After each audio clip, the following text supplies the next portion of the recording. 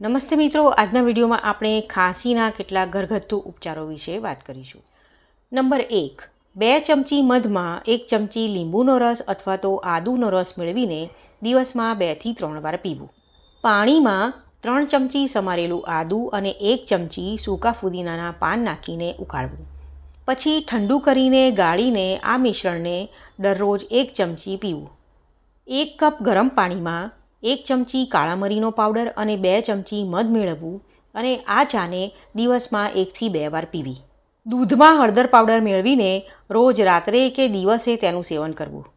થોડો ગોળ વાટીને તેમાં અડધી ડુંગળીના ટુકડા ઉમેરીને દિવસમાં 2 થી 3 વાર ખાવું.